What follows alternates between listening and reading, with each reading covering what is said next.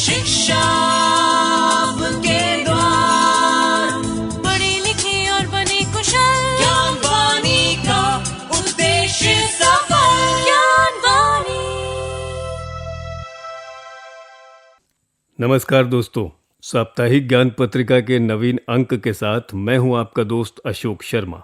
आज के इस अंक में हम आपके लिए लेकर उपस्थित हैं स्टूडेंट स्पार्क सेगमेंट के तहत इग्नू की छात्र से बातचीत। साथ ही आपसे परिचय करवाएंगे इग्नू के उस विद्यार्थी से जिन्होंने इग्नू से डिग्री प्राप्त की और हासिल की अनेकों उपलब्धियां। इसके अलावा ओपन माइक सेगमेंट के तहत आप जानकारी प्राप्त करेंगे इग्नू से जुड़ी जानकारियां। साथ ही करियर सेगमेंट के तहत आपको जानकारी देंगे कि कैसे बनाया जा सकता है क्रिएटिव राइटिंग में अपना करियर। और कार्यक्रम के स्पेशल सेगमेंट में आज जानेंगे क्यों मनाया जाता है विश्व धरोहर दिवस।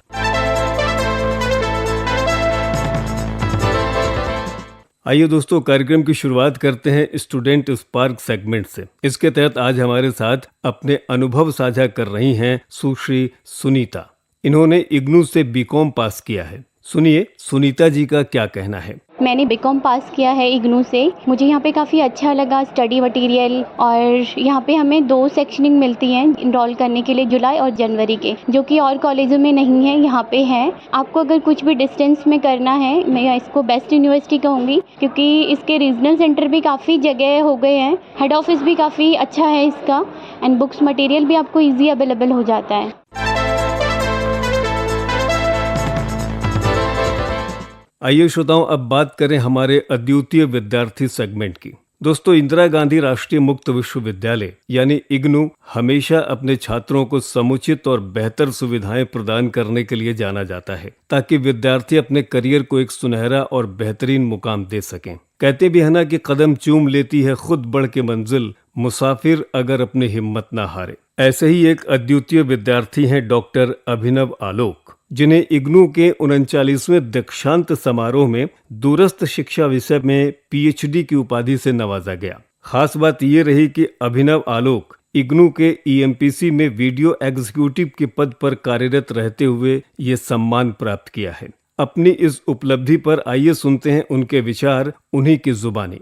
सर्वप्रथम मैं यहाँ एक वर्किंग मीडिया प्रोफेशनल के रूप में इग्नू के प्रति हार्दिक आभार प्रकट करता हूँ। ये कहते मुझे अपार हर्ष हो रहा है कि इग्नू ने मुझे दूरस्थ शिक्षा के क्षेत्र में पीएचडी करने का अमूल्य अवसर प्रदान किया है, जो न केवल मेरे शैक्षणिक विकास में बल्कि व्यक्तिगत व व्यावसायिक जीवन में भी नई दिशा प्रदान कर रहा है। इग्नू सदैव अपने विद्यार्थियों, शिक्षकों व कर्मचारियों के विकास के लिए प्रतिबद्ध रहा है। विशेष रूप से कार्यरत कर्मचारियों को, जिसे पीएचडी ऐसी उच्च शिक्षा का सुअवसर प्रदान करना इग्नू के दूरदर्शी सोच व सहयोग को दर्शाता है। एक कार्यरत कर्मचारी के रूप में दैनिक ऑफिस के कार्य के साथ साथ शोध कार्य करना एक चुनौतीपूर्ण कार्य होता है, जो कि इग्नू के सहयोग, समर्पण व मार्गदर्शन की वजह से संभव हो पाया है। इसके लिए मैं हमेशा इग्नू के शिक्षकों, प्रबंधकों, ईएमपीसी के तमाम सहयोगियों के प्रति अपना हार्दिक आभार व्यक्त करते हैं।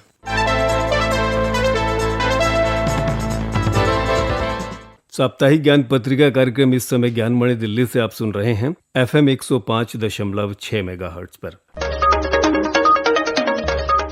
श्रोताओं, इंदिरा गांधी राष्ट्रीय मुक्त विश्वविद्यालय यानी इग्नू ओपन और दूरस्थ शिक्षा के क्षेत्र में अपनी एक अलग पहचान रखता है। इग्नू का उच्च शिक्षा में महत्वपूर्ण योगदान है। ये देश का सबसे बड़ा और अग्रणी विश्वविद्यालय है। ये ज्ञान का वो महासागर है जो सबके लिए ज्ञान के दरवाजे खोलता है। ये न सिर्फ आपको डिग्री प्रदान करता है, बल्कि आपको आत्मनिर्भर बनने का हौसला भी देता है। साथ ही इग्नू के रीजनल सेंटर की भूमिका भी अत्यंत महत्वपूर्ण मानी जाती है। ओपन माइक सेगमेंट में इग्नू की कार्यप्रणाली और उनके विशेषताओं के अलावा नए नए कार्यक्रमों की जानकारियां भी विद्यार्थियों के लिए अति महत्वपूर्ण हो जाती हैं। आज ओपन माइक सेगमेंट में बीए इन अप्लाइड संस्कृत कार्यक्रम के विषय में जानकारी दे रही हैं मानविकी विद्यापीठ इग्नू की डॉक्टर सोनिया।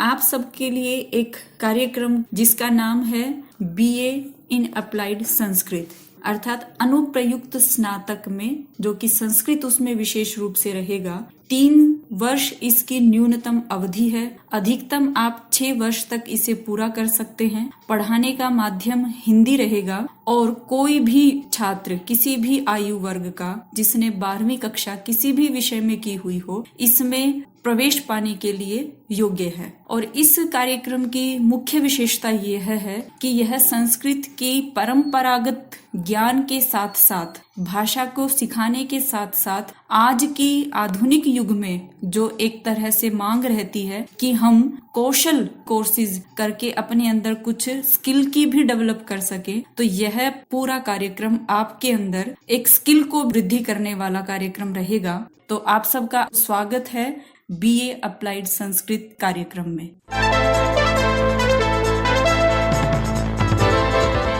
साप्ताहिक ज्ञान पत्रिका कार्यक्रम ज्ञानवाणी दिल्ली से प्रसारित किया जा रहा है।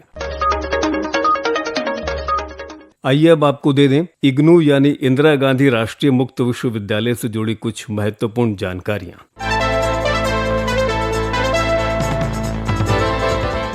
श्रोताओं, दुनिया के सबसे बड़े मुक्त विश्वविद्यालयों में शुमार Indira Gandhi national open university यानी इग्नू ने एक बार फिर छात्रों के हित में एक सराहनीय कदम उठाया है। अपनी सुलभ शिक्षा और बेहतरीन छात्र सहायता प्रणाली के लिए मशहूर इग्नू ने जून 2026 सत्र की सत्रांत परीक्षा यानी TEE के लिए ऑनलाइन फॉर्म भरने की समय सीमा बढ़ा दी है। विश्वविद्यालय द्वारा जारी आधिकारिक सूचना के अनुसार छात्र अब अपनी परीक्षा के लिए इस प्रकार आवेदन कर सकते हैं।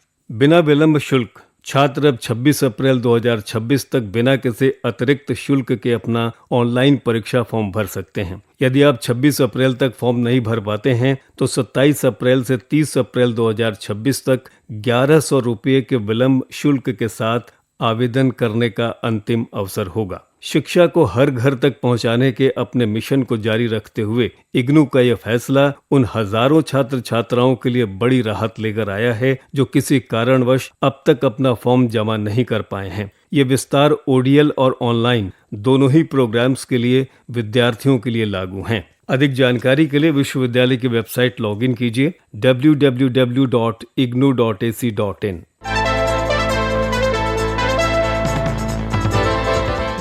इग्नू के विद्यार्थी मूल्यांकन विभाग द्वारा जारी हालिया नोटिफिकेशन के अनुसार अब छात्र अपने असाइनमेंट 30 अप्रैल 2026 तक जमा कर सकते हैं। ये छूट ODL और ऑनलाइन दोनों प्रोग्राम्स के लिए लागू हैं। आप अपने असाइनमेंट अपनी सुविधा के अनुसार हार्ड कॉपी स्टडी सेंटर पर जाकर या सॉफ्ट कॉपी ऑनलाइन पोर्टल के माध्यम से जमा कर सकते हैं। असाइनमेंट जमा करने के बाद उसकी रसीद या स्लिप अपने पास सुरक्षित जरूर रखें। अधिक जानकारी के लिए विश्वविद्यालय की वेबसाइट लॉगिन कीजिए www.ignu.ac.in।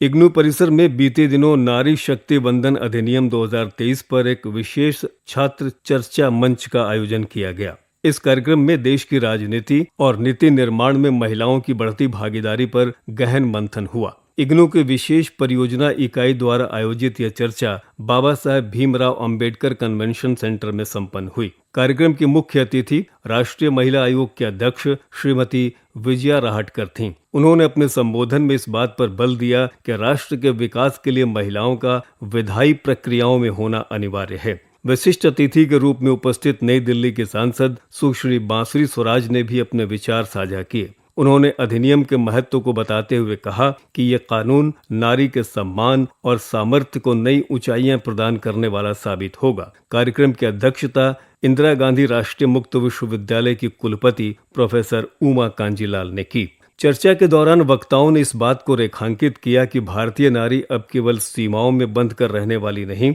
बल्कि नीति निर्धारक बनकर उभरी हैं। मंच पर यह बात स्पष्ट रूप से कही गई कि समाज की प्रगति तभी संभव है जब महिलाओं को निर्णय लेने के समान अवसर प्राप्त हों। शिक्षा और चेतना के माध्यम से महिलाओं ने यह सिद्ध कर दिया है कि वे हर क्षेत्र में नेतृत्व करने के योग्य हैं। सैकड़ों छात्र की उपस्थिति में यह कार्यक्रम नारी शक्ति को नमन करते हुए उत्साह के साथ संपन्न हुआ।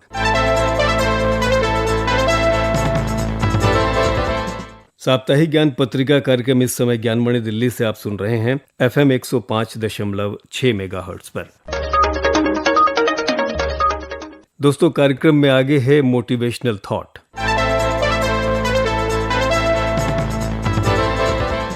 महान दार्शनिक अरस्तु का कथन है, हम वही हैं जो हम बार बार कार्य करते हैं। उत्कृष्टता तब तक कार्य नहीं करती बल्कि ये एक आदत बन जाती है। अर्थात सफलता किसी एक दिन की कोशिश नहीं है, ये आपके हर दिन के छोटे छोटे सुधारों और कठिन परिश्रम का परिणाम है। जब हम मेहनत को अपनी आदत बना लेते हैं, तब सफलता हमारे व्यक्तिगत जीवन का हिस्सा बन जाती है।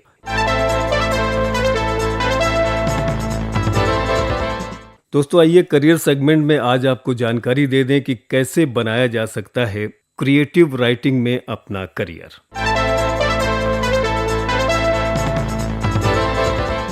श्रोताओं, ऐसे बहुत से लोग होते हैं जिन्हें लिखना बहुत पसंद होता है। लेखन की कई विधाएं हैं, इन्हीं में एक है क्रिएटिव राइटिंग। लेखन के क्षेत्र की यह विधा बेहद कलात्मक है। इस क्षेत्र से जुड़े लोग वास्तव में रचनात्मक लेखक हैं, जिन्हें लोग उपन्यासकार, कवि, गीतकार आदि विभिन्न नामों से जानते हैं।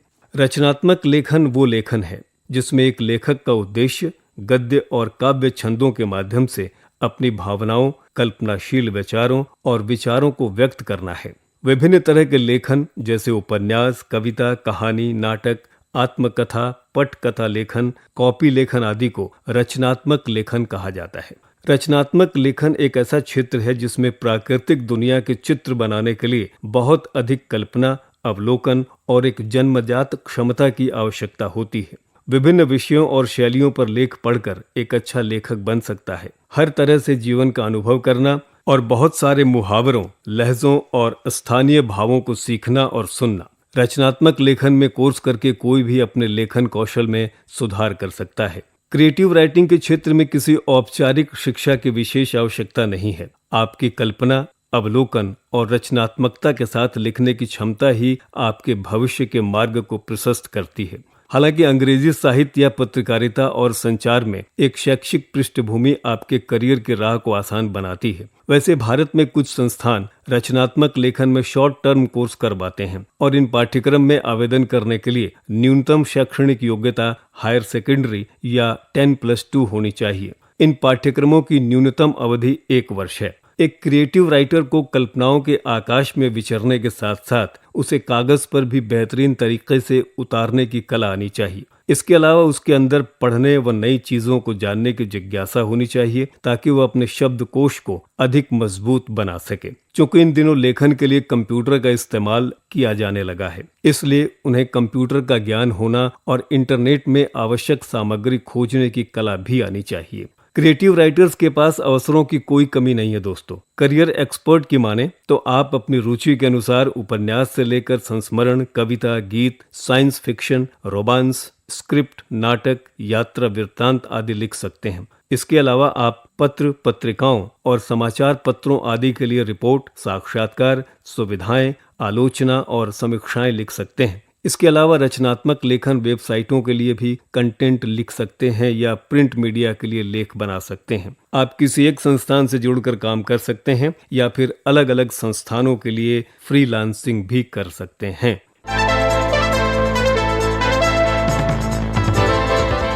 क्या आप जानते हैं, कोई गाय अपने जीवन काल में लगभग 2 लाख ग्लास दूध देती है। साप्ताहिक ज्ञान पत्रिका कार्यक्रम इस समय ज्ञानमणि दिल्ली से आप सुन रहे हैं FM 105.6 मेगाहर्ट्ज पर। और ये दोस्तों, अब कार्यक्रम के स्पेशल सेगमेंट में आपको जानकारी दे दें क्यों मनाया जाता है विश्व धरोहर दिवस।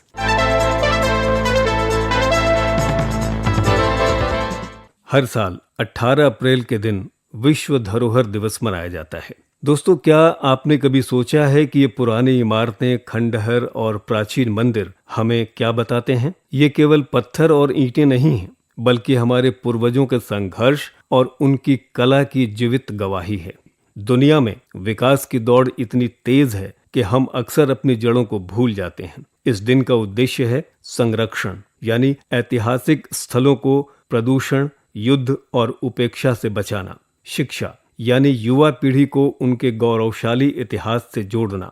साझा जिम्मेदारी, ये समझाना कि विरासत किसी एक देश की नहीं बल्कि पूरी मानवता की है। भारत के लिए ये दिन और भी खास है क्योंकि हमारे पास 40 से ज्यादा यूनेस्को विश्व धरोहर स्थल हैं, चाहे वो राजस्थान के अभेद्य किले हों, दक्षिण भारत के भव्य मंदिर हों या दिल्ली का लाल किला। ये सभी हमारी विविधता को दर्शाते हैं। दोस्तों, विरासत को बचाना केवल सरकार का काम नहीं है। अगली बार जब आप किसी स्मारक पर जाएं तो कृपया वहां गंदगी न फैलाएं और न ही दीवारों को नुकसान पहुंचाएं। हमारी ये छोटी सी जागरूकता इन अमूल्य धरोहरों को सदियों तक जिंदा रख सकती हैं। शुभकामनाएं। अपनी विरासत को पहचानें और उसका सम्मान करें।